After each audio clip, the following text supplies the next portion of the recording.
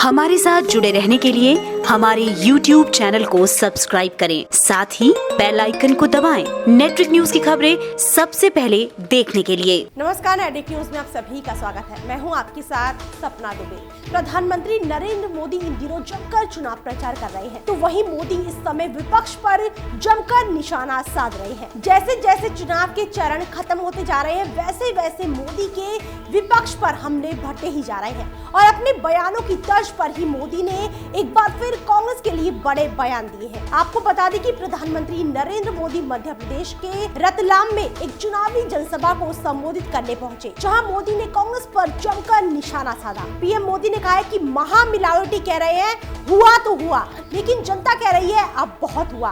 प्रधानमंत्री नरेंद्र मोदी ने कांग्रेस पर निशाना साधते हुए कहा कि कांग्रेस की 4 पीढ़ियों ने शासन किया, लेकिन उन्होंने आदिवासियों पर कोई ध्यान नहीं दिया। मोदी ने कहा है कि कांग्रेस के चश्मे में आदिवासी आते ही नहीं थे। वहीं मोदी ने कहा है कि अटल जी की सरकार ने देश में पहली बार आदिवासियों के विकास के लिए अलग मंत्रालय बनाया था। मोदी ने कांग्रेस पर तंज कसते हुए कहा है कि कांग्रेस के अंदर कितना अहंकार है, ये कल भोपाल में भी देखने को मिला। पीएम बोले कि मैं खुद अहमदाबाद गया था वोट डालने के लिए, जहां देश के राष्ट्रपति और उपराष्ट्रपति अपने मताधिकार का प्रयोग करने के लिए लाइन में लगे थे, लेकिन ये दिग्गी राजा, उनको ना लोकतंत्र की चिंता थी, ना मतदाता की जिम्मेदारी की चिंता थी। फिर मोदी ने किसानों का मुद्दा उठाते हुए कहा है कि आज किसानों के घर पर पुलिस पहुंच रही है, कर्जदार किसानों के जेल जाने की नौबत आ रही है।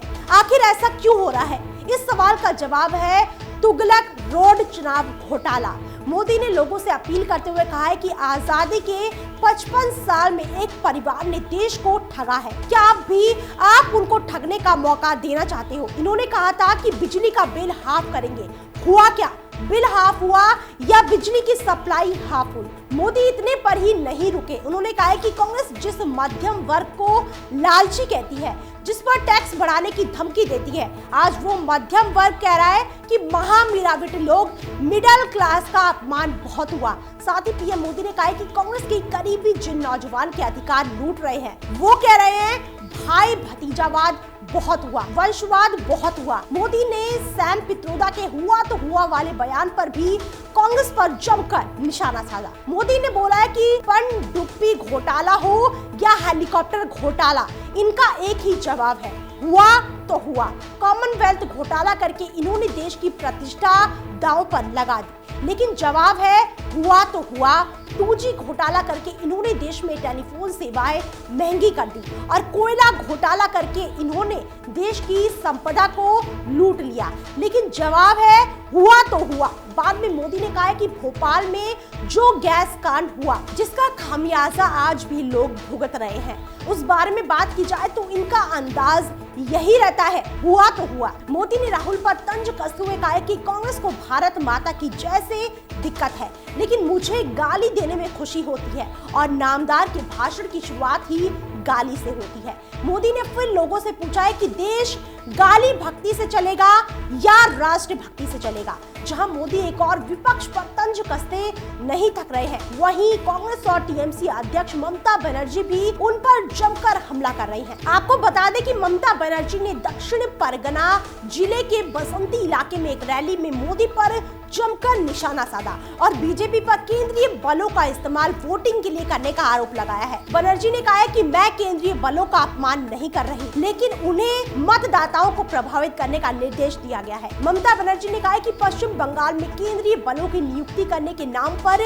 बीजेपी यहां आरएसएस और भाजपा कार्यकर्ता को भेज रही है। बनर्जी ने कहा है कि घाटल निर्वाचन क्षेत्र में बीजेपी प्रत्याशी भारती घोष की सुरक्षा का प्रभार संभाल रहे केंद्रीय बलों के अधिकारियों की गोलीबारी में तृणमूल कांग्रेस का एक कार्यकर्ता घायल हो गया। साथ ही बनर्जी ने कहा है कि केंद्रीय बलों के कर्मी मतदाताओं से बीजेपी के पक्ष में वोट डालने को कह रहे थे। बनर्जी ने कहा है वो ऐसा कैसे कर सकते हैं? मतदाताओं को बीजेपी के लिए वोट डालने के लिए कहना क्या केंद्रीय बलों का काम है? उन्होंने कहा है कि आपको ये करते हुए शर्म आनी चाहिए, आप यहाँ अपना कर्तव्य निभाने के लिए हैं। ममता ने आगे कहा है कि भविष्य में दिन आएंगे जब इंच इंच का बदला लिया जाएगा और ये बदला हत्या करके नहीं, लेकिन इसकी कीमत उन्हें चुकानी होगी। आपने कई बार बंगाल और मुझे बदनाम किया है। गौरतलब है कि पश्चिम बंगाल में लोकसभा की 8 सीटों पर छठे चरण के तहत हुए चुनाव के लिए केंद्रीय बलों की करीब 770 कंपनियों को तैनात किया गया था। अब इन आरोप प्रत्यारोप के माहौल में सबसे जरूरी बात यह है कि आखिर जनता ने किसके हक में वोट दिए हैं। बता दें कि लोकसभा चुनाव 2019 में 6 चरण के चुनाव हो चुके हैं और 19 मई को आखिरी चरण में 8 राज्यों की 59 सीटों पर वोट डाले जाएंगे, जिसके बाद 23 मई को फैसला आएगा। फिलहाल कितना है, बाकी देश और दुनिया की बड़ी खबरों के लिए देखते रहिए हमारे चैनल नैतिक न्यूज को। साथ ही खबरों की ताजा अपडेट के लिए हमारे चैनल नैतिक न्यूज को सब्सक्राइब करना ना भूलें।